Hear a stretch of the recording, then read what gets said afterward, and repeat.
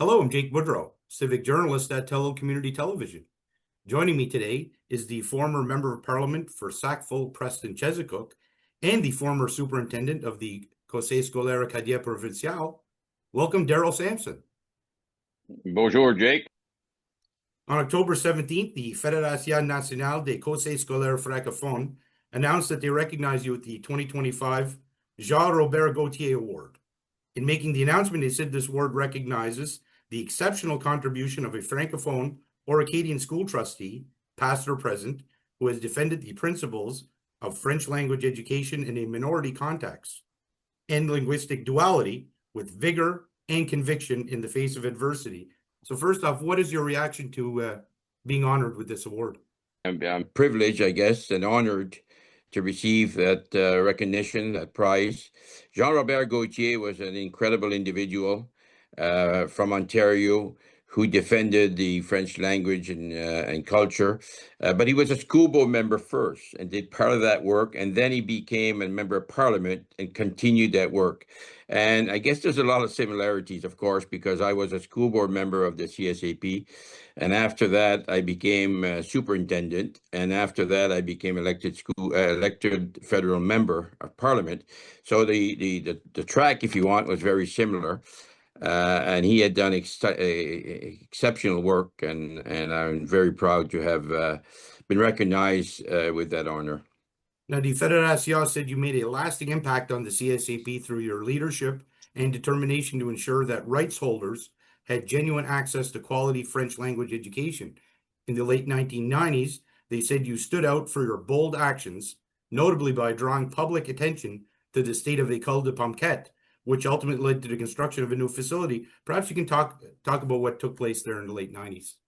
First of all, I'd like to say that Pomquet School was in dire strait, if you want, and I was a school board member then, so it was not the superintendent, but a school board member. And I guess my performance was a little different, I guess, and it opened up the media for lots of questions. And let me share with you very quickly what happened is that as a school board member, we were going to debate at the school board table in Pomquet if the school board was going to recommend to the Department of Education the construction of a new school and a P-12 school rather than a P-7 school. And so at the board meeting, I committed to the community of Pomquet that I would speak on their behalf. So I did that as many other board members did. But after lunch break, when we had to walk over to the old school, because this meeting was taking place in the community center, because in my opinion, the school didn't have the facilities to accommodate our board, and it was very old. So after at lunchtime, as we were walking towards the school, I told the media, Radio-Canada and several other media outlets, that they should follow me. I had to stop at my car a moment on my way there. So when I got to the car, I opened the trunk, placed my books that I had with me, and then pulled out a hard hat, a white hard hat, and put it on my head. Well, you can imagine the reaction of the media. They were very quick to say, "What are you doing, Mr. Samson?" And I said, "Well, I'm going to visit the school as you are." And they said, "Yeah, but why do you have a white hard hat on?" And I said, "Well, this school is very old, and my understanding is this school is going to fall. It's not going to last long, and I don't feel safe to walk into that school without having my hard hat on." Well, of course, the next question from the media was what about the kids? Why are the kids going to school? I said, well, maybe parents should keep their kids home until we build them a new school. So anyway, 6 months later, they built a school. It wasn't because of what I did. That did attract some attention, but basically the community had fought very hard.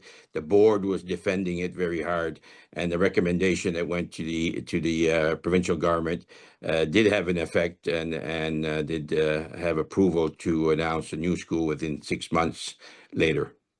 But it was a funny story because it highlighted some of the key things. And the second thing I would mention at the board table as a board member, because it's much different if you're a board member elected, because you're really focusing on the vision rather than the implementation. So as a board member, another thing that I felt early on, because the board is very young, it was 1996. The first elected board was 1997, which I was elected in the Halifax region. And those, I was a board member for 6 years, and those 6 years, I worked with the board to try to build that vision. So one other point that I was focused on was early years. I felt that many parents, and you know yourself that back in the early 90s, there were, the communities across Nova Scotia, French communities, Acadian communities, they were struggling with this concept of homogeneous schools rather than bilingual schools and whatnot. But once we had that homogeneous school, still many parents hesitated to put their kids in school because they felt they might lose their English and they might not be able to go to English university, etc., which research is clearly opposed to that. And they are as strong by grade 6, the results, the English results of any students in English school board, basically, across the province. So if anything, it's a plus. Research would say that it's a plus to be bilingual, of course. So I was pushing for a 4+ program, and I said, if we put a 4+ program, then the kids will have 1 year to play and have fun in French. And it's not the education, formal education. That's what parents were afraid when they started in primary. They couldn't speak the language of the institution. So this program would help them, prepare them to enter the French school in grade primary, and they quickly learn French, because the younger you are, the better it sticks to you, if you want. And very quickly, parents seeing that their kids at 4 years old was learning and speaking French, and then they were much easier to let them in the French school, and that would increase the numbers, of course. They'd be better prepared for school, and the quality of education would be much higher. So because of those factors, I was very focused on the board should and must bring this program in as soon as possible so that we can achieve those goals. The funny part, Jake, is 6 years later, I became superintendent. We didn't have that program yet. It wasn't implemented for various reasons. So when I sat at the first board meeting as a superintendent now, they were very quick to say, Darrell, well, you know what? You were saying how important this program was and how it was needed, and that, if you were the boss or if you were superintendent, you'd deliver it. Now you are the superintendent. Let's see what you got. So anyway, with the board, we worked with Heritage Canada, and we established 3 classrooms the first year, and 3. And by year 5, we had the whole province covered, where they had a 4+ program. And I still remember also the deputy saying when I was superintendent later that if I give a 4+ program to the French kids, then what about the English? How do I defend that? Well, I said, every English child speaks the language of the institution at 5 years old. That is not true for 80% of the francophone kids. So anyway, we got it done. Now, the Fédération went on to say that you played a pivotal role in defending the educational rights of Acadians and francophones in Nova Scotia. They said you challenged the discriminatory practices that restricted access for some students to French language schools, invoking the Canadian Charter of Rights and Freedom. Thanks to your tenacity, the Fédération said the new schools were established in communities threatened by assimilation, allowing generations of students to reconnect with their language and culture. Now, you just alluded to, so specifically, you mentioned this. Are there some specific cases? I know here, for instance, there was a school in Petit de Gras, and then there was IMDH, and now we have the Conseil scolaire acadien school, École Beauport here. So maybe you can talk about some of the cases there where this kind of all came together, is what you alluded to earlier. Well, we were limiting the students that could enter French school to kids who only spoke, who were French and still spoke the language. But in a Charter of Rights, there's actually 3 categories, not one. We were only applying the one right across the country in many provinces as well. So it was limiting those parents, because you have to understand that I, as one, never attended a French school from P to 12 because there was no French schools. You know that as well as I do. So here we have a French school. Why are we not opening up our doors? Because there's many Acadians and francophones across this province that were assimilated and didn't speak the language. So we had to make sure that we offered them those programs. So we, as a board, we extended that to grandparents. So instead of the parent or the child speaking the language, the parent speaking the language, still speaking it today, it became also a second group, which was the grandparents, and then the great grandparents.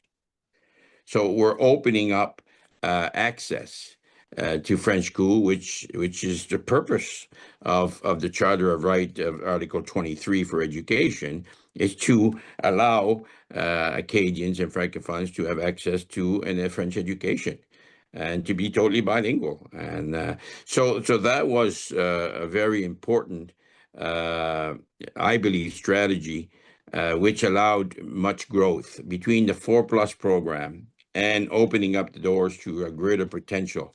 It increased the population.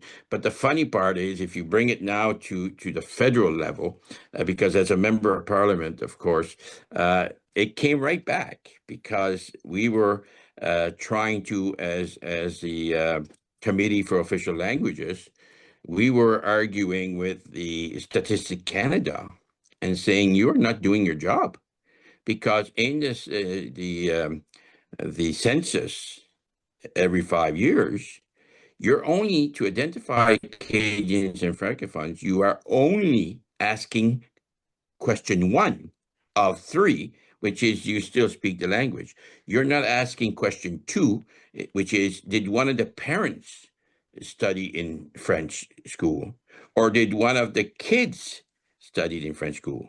For example, you could have somebody English from Shelburne who moves to Quebec for a year to work, and the kids attend French schools. When they come back, they're totally English, but they have the right to go to French schools because they inherited that right through ayant droit. So here we were. Here I was, because it's easy when you're on the ground. It's easy to criticize politicians, say, what is wrong with you guys? You should be asking those 2 questions. Well, guess what? It came right back to me again, which said, you are a member of the government, and this is a very important issue. This is being ignored, and this must be rectified. So we argued heavily, and I mean heavily, with the PMO, which is the Prime Minister's office, and Statistic Canada, because there's arm's length, of course, so you have to be careful on that note. But we argue that you must have question 2 and 3, because there's a lot more francophones and Acadians across this country, and they're not being identified, and therefore we're not supplying access to more schools, because we don't know where they are, and we don't know how many there are. And worse than that is that the courts are saying, often when you go to court to try to get to French school, the courts are saying you don't have enough data about how many kids, the potential. So here, this had to be done.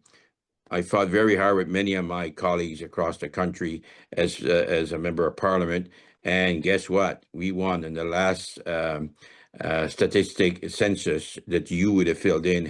There's a short one and a long one. The short one goes to everyone, and in that short one, for the first time in the history of Canada, back in 2002, I think 22, I believe it was, that you answered to those 3 questions. Did you fall into one of those categories? And because of that, 3 times the number of francophones were identified across the country. So it's pretty sad when a Charter of Rights is passed in 1982, and it's only in 2000 that you're actually, 2022, that you're actually seeing those real numbers being identified. So it came right back because like I said, those were discussions with some of my colleagues on the board, and those were discussions when I was superintendent and worked with all the superintendents across the country. And then I used to blame the politicians, say, you got to get it done. Well, here I am, the politician. We got to get it done, and we got it done. So I'm really proud of that. Now, the Fédération said your commitment extended well beyond your role as a school trustee. As Director General of the CSAP, they said you vigorously defended the interests of Acadian and Francophone students while strengthening partnerships between the community and government bodies. What partnerships specifically are they referring to? Well, first of all, it's to work with your communities. I mean, the school community is essential. If you bring someone to do an event at the school, then that night they should do an event maybe in the community center, or vice versa. If you have a community center having an event, then the school, they should go and do the activity at the school. It's much less expensive and much more effective. So that's one piece which is so important. That I feel that needs to be done more often. We hired, when I was superintendent, these animateurs culturels. Those are people, linking the school and the community and working in collaboration so that kids can experience some activities outside the classroom in the community, and also inviting the community to come into the school, which is very important as well. So building that network is very important. So we did end up building about 6, I believe, community centers across the province in our schools during my tenure, if you want. And if we look at Beauport, you will see that Beauport, there was major investments made in Beauport. The renovation of the audio, the theater, that was $1 million that Heritage Canada came forward to support us.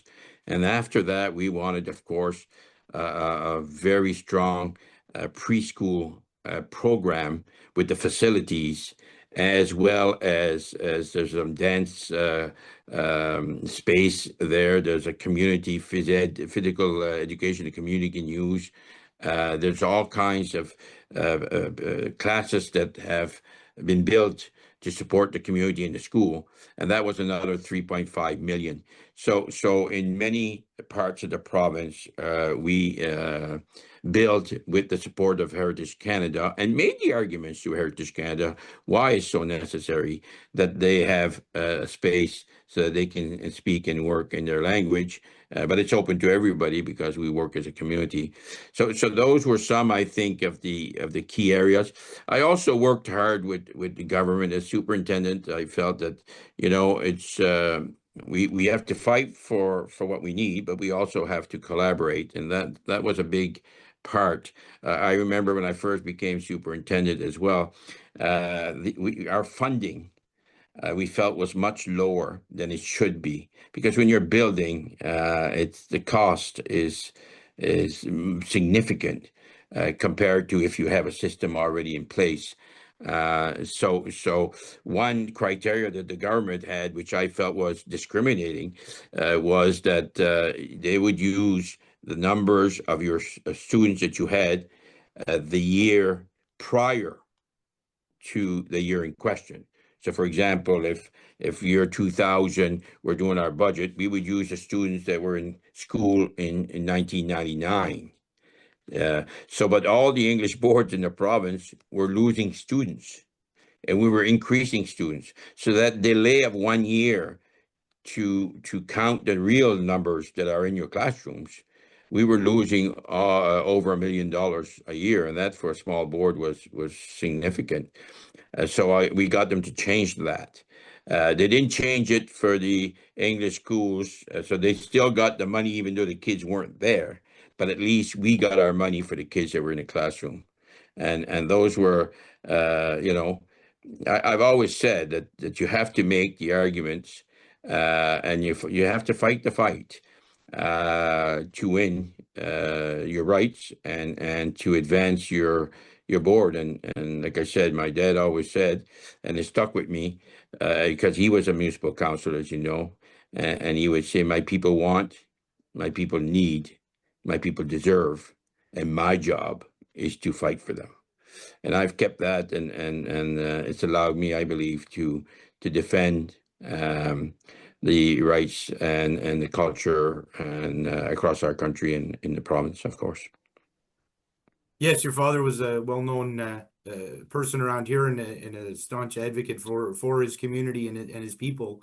And the Fédération noted they called you a visionary leader, and they said you helped establish Grandir en Français, an innovative preschool program that provides early French language learning for assimilated children, a program that many children and now adults in this region have taken. This initiative, still active today, has solidified the foundations of French language education in Nova Scotia, the Fédération noted. So what is your reaction to seeing the success of and growth of Grandir en Français, that program, to what it is today? I can't put it into words. It's unbelievable. It's more than what we thought. We have seen the CSAP double its population in the last 20 years, which is amazing. And it's not just home, but it's happening across the country. We've seen other boards tag along with this program, but we were the ones that innovated it. We were the first one in the country, and it's improved the quality of education tremendously, because you can imagine if you arrived to school, and that's what parents were fearful of in primary, and you can't speak the language, how are you going to learn the content? Because you're going to focus on the language for a year or two, but lose the content. But by allowing them to play and have fun in French prior to the formal schooling, that's the door, I believe, to success. And we've been very successful because of that. And we focus very much on teacher training. It's very important. And the collaboration between the teachers and the school, of course. Now, as a federal MP from 2015 to 2025, the Fédération said you raised political awareness about the challenges ensuring French first language education truly equivalent to that of the majority. Among other contributions, they said you provided strong support for political efforts that led Statistics Canada for the first time in 2021 census to include questions identifying children eligible for French first language education minority settings, which you just referenced. Now, in your time, what other notable accomplishments were there while you were the member of parliament? Well, I guess the greatest for me in my 10 years as a member of parliament that I'm extremely proud of is that we modernized the Official Language Act.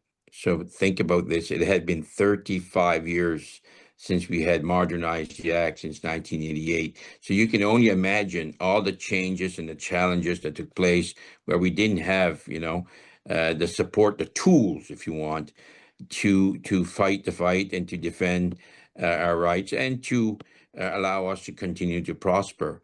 So being a member of parliament and working closely with our government, and I can tell you, it wasn't easy. And I had to vote against my government twice on the Official Language Act for us to get it done. Let me just describe you what happened. So we're arguing about the Treasury Board being the only department that would be responsible for the implementation of the Official Language Act. So when you're the only one, you can't blame every other department like we were doing for years and years and years. You have to implement, and it wasn't just you may do this, but you must do this. So some key words were changed, and it was quite an argument, and I hate to use the word fight, but it wasn't easy. So my government had said that these amendments that I wanted to bring in, that they said they would work on them, but when it came to the table, they did not, and bring some of the changes I wanted. And one was this one. The most important one was Treasury Board, I felt. So when the vote came down, the Conservative brought the vote to the table. And we had, of course, an agreement with the NDP working together because we had a minority government. So the NDP would support us. But when the vote came out, I voted with the opposition. Well, Jake, you can imagine what was taking place behind me.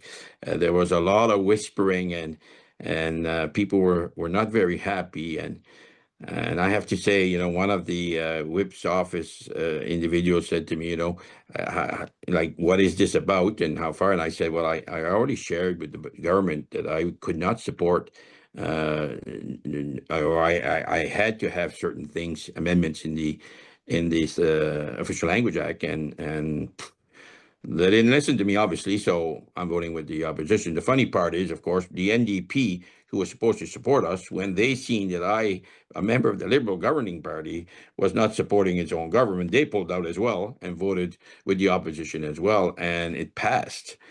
So it's so funny because this is Friday morning. It's about 9 o'clock in the morning. The meeting finishes at 9:30. I was taking a flight out at 10:30. Very little time to get to the airport in Ottawa.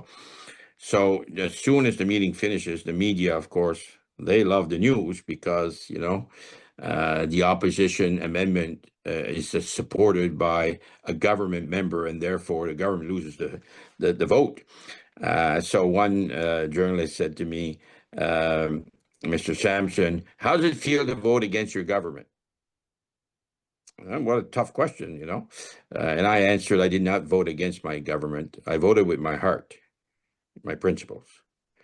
And the second journalist said, would you say, because in politics, you got to be careful. There's always not to knock the journalists, but they're going to point those questions at you pretty tough sometimes. And the second journalist said, do you feel that now that you voted with the opposition, that this government, this law, this new modernized Official Language Act will have plus de mordant, more teeth, better? And I said, I wouldn't say that this is going to change the world because this bill has a lot of good things in it. What I would say is maybe I whiten a couple of teeth, so I played a role in that. But the funny part, Jake, I'm driving to the airport and I get a text Friday morning, of course, on my way to the airport after the vote. I get a text from the whip, the Liberal whip, who says, Darrell, Monday morning, 9 a.m. in my office, In education, it felt like I was going to the principal's office, Anyway, I went, we had the conversation, and the good news is not only did that amendment continue and we did not change it, but the other 3 out of 4 amendments that I wanted was approved because he said to me that the whip, what do I tell the prime minister? What do you want me to tell him? I got to answer him because he knows you voted on Friday against our government. And what do I tell him? And I said, it's very simple. You tell him to give me the amendments that I need, and we're going to pass it. And we're government. We have the power to do it. And this is more than fair. And it's a long time ago. It should have been done. And I'm saying, let's get it done. Let's not be weak. Let's be strong. Let's be tough. Let's get it done. And anyway, I ended up getting 4 of the 5, or 3 of the 4 extra ones approved by government before, and it didn't have to go to the table. We just implemented it in our Official Language Act. So, it's interesting because yes, you work with your government, but you also represent your people and your communities. And sometimes you just got to have the fight. The surprise is that I didn't get thrown out. I got more amendments, so be it. That's I didn't go to Ottawa to be liked. I went to Ottawa to get the job done for my people. Now, in your video acceptance speech, which you did in French, obviously, you emphasized the influence of school trustees, and you said, and I quote, "We have to use that power. We must continue to take our place. When times are tough, when there's less money on the table, it's the minorities who suffer. We can't allow that to happen in the future," end quote. So what specific actions need to be taken to make sure that the rights of Francophones and Acadians are preserved and there's no marginalization or slide back into what things were before? Well, it's always a challenge because equitable is not necessarily equal, right? So when minorities are challenged in certain areas, but the majority is not, so you need to help the majority along. And I felt that if you build a strong case, I don't feel people are out there to hurt the language or culture in Nova Scotia, but but they need to be fed the information. They need to know what the real challenge are. And I believe that when they know what the challenge are, and if you feed them the solution, 9 out of 10 times they'll take that road and get it done. And that's what we did in with the Graduate Français program. But the other piece that I'm really happy with is the work that I did. I felt as a member of parliament for my constituents, because that's the job that you got to deliver. And over the 9.5 years prior to my being MP, the region, based on our calculation, had received about $22 million of investment in our riding. And over my 9.5 years, I was able to bring over $210 million to the riding. So we really put a lot of investment, and that's what the job is, to get out there and to fight for your people and to deliver for them. And that's exactly what I did, and I was proud. And the second thing I did, that as a member of parliament, that I'm very proud of, is the work that I did with veterans, because veterans, of course, they put their life on the line every day, and many of them did not return. And we need to make sure that we take care of them when they get back. And we haven't done a great job in that area for many years. One that, when I was campaigning, many people were saying that the Camp Hill Veterans Hospital in Halifax was only for World War I vets, World War II vets, and Korean vets. And that was true. That's the reason it was built at the time. And what was happening, of course, is less World War I vets. There's none left now, I believe, and there's less World War II vets, and there's less Korean vets. So what happens? It's simple. It was as the numbers were going down, because there was less of them living, then there was less beds for veterans. And they were saying, well, what about other wars? What about, recent vets? Why are we not including them? And I have to say, Jake, it's a very tough one because of the funding. I think government, and all governments, it's a big investment. They figured, well, over time, we'll be able to shut all the hospitals. And really, there's only the Halifax one that's left, that's really under a veteran hospital, if you want. Some of them have wings, and like there's some in Ayrshire, and we got some beds there, and we were able to keep those beds. And by keeping them, it's a signal that, it's not just World War I, World War II, World War III, but there's other categories that we can support. And that was really a tough fight, because it's very expensive, but I know that you can't measure money with service and program, but I'm just saying what the government is thinking, all governments. So we had to go to my fight, and some of my colleagues in Nova Scotia who were defending this principle and trying to open up the doors to allow more access, almost like the schools, well, more access to veteran hospital. The minister didn't want to hear it, did not want to hear it. And so we had to go to the prime minister directly. And at the end, we had to put so many arguments that the prime minister had to overrule the minister. And that's not good sometimes, but we had to fight the fight. And today, I'm very happy to say that we have that hospital in Halifax that has, I believe now, there's 178 beds. I believe that there are about 130 being used. And out of that 130, about 50 are real veterans from those wars, but the other veterans from other wars are there. So we've already increased more from the other category. So that was a real tough one. And that's what it's about, I believe, representing people, fighting for people, and trying. You're not going to win every battle. Yeah, so earlier this year, you decided to not reoffer as the member of parliament, and just maybe ask you about what went into that decision. Well, it's never an easy decision, and the more engaged you are, the more you want to stay in doing what you are doing, especially if you're enjoying it. So it was a struggle on that front, but at the end of the day, it became clearer as I move closer to the election. And I think the first one is I turned 65. So that's old in politics today. 40 years ago, 65 would have been young in politics, but today, so although I have 6 grandkids that I need to spend more time with, of course, and my 3 kids, 2 of which are living in Almadam.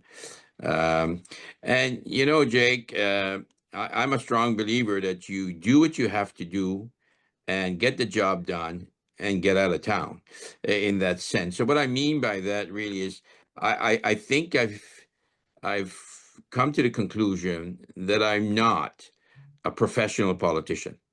And you're going to laugh and say, what does he mean by that?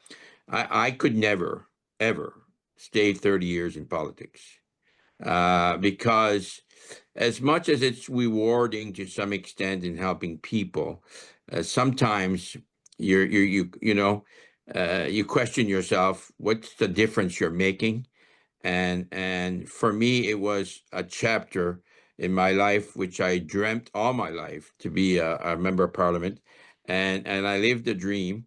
I got the job done for 10 years, but to sit around that table for 30 years, arguing and with different opposition, and a lot of it is games, and I don't mind playing some games, but when it becomes more negative, and you don't feel that things are positive. I'm proud of my country. I'm proud of my heritage. I'm proud of our communities. I'm proud of Nova Scotia. I'm proud of Almadam. I'm proud of Cape Breton.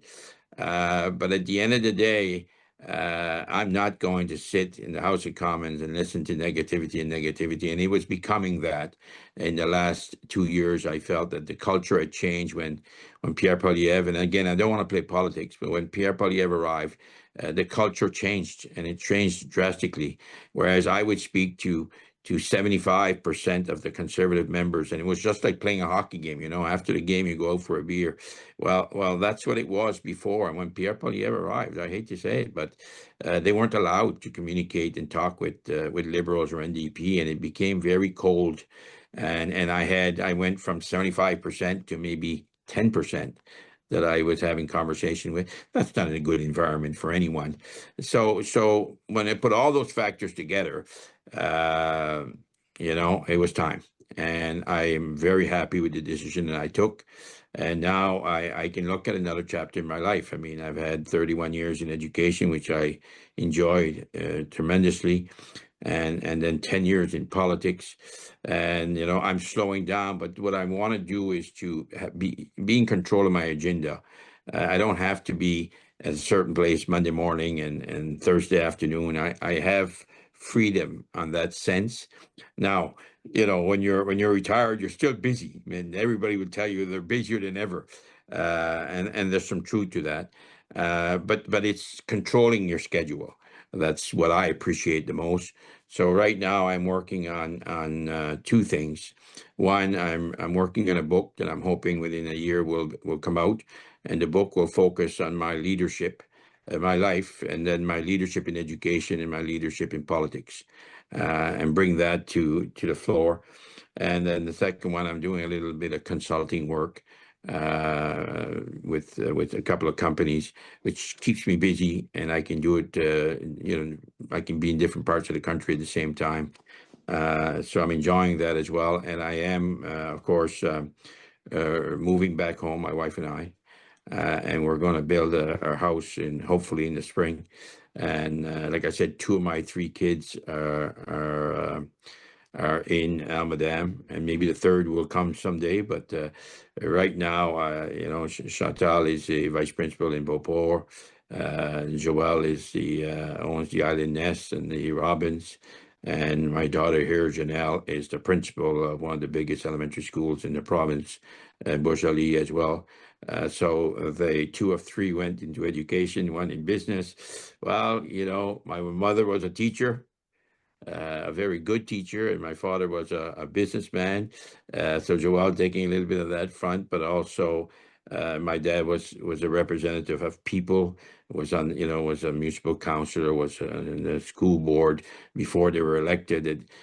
So politics, business, and education were the conversation at our table when I was young. And we talked about those three things often because it represented who mom and dad was and our focus. And I believe that, when you grow up in that environment, well, then you have a tendency to be excited in some of those areas. And I think if you look at the whole family, we're all in business or some type of politics or representation of people or in education. So, yeah, it's been a great journey so far. Yeah, you just mentioned that you're moving back to Almadam where you grew up, and you mentioned that you have some family here, and of course you have some brothers and sisters here as well that are living here on the island. And you now mentioned that you're semi-retired. So what went into that decision? Was it just this was the right time to move back and right time in your life? It was always part of the course, if you want, that we would move back when we retired, and we're just following the plan. But you're right, all my siblings are there, and the only one really that left and stayed. I mean, some of them went to different areas and came back, but at the end of the day, I'm the only one, and it's time to come home. It's time to come home, and maybe I can help and work in some projects. I heard some rumors that they're looking for maybe a community center with a pool or different types of things. There's opportunities up there. I know how government works, and I know how certain things. So if I can be helpful, I'll be able to play a role in that as well. But under my schedule. But again, like I said, I still stay in contact in education and in politics, and it's fun. But 10 years, I did my share. I was successful for 3 elections, and I thank the people who put their faith in me. And I did my utmost to defend and to bring as much prosperity to our communities as one can. And I'm happy with my journey so far. And I imagine too, when you move back, and even before that, that you continue to be involved in the promotion of the culture and the language of the Acadians and francophones as well. That's not a job. That's part of who I am. So it's natural. It's a natural flow. Absolutely. Ça a été un plaisir d'être conseiller scolaire et représenter le CSAP, nos communautés acadiennes et francophones à travers de la province. Et puis, comme membre élu, ainsi que mon travail comme directeur général du Conseil scolaire acadien provincial, où on a pu travailler de près avec nos communautés pour faire avancer notre culture, notre langue.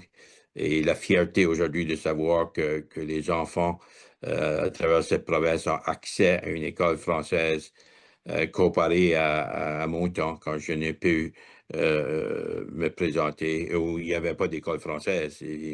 Aujourd'hui, mes enfants et mes petits-enfants vont à l'école française, donc une très grande fierté comme membre élu du Parlement fédéral.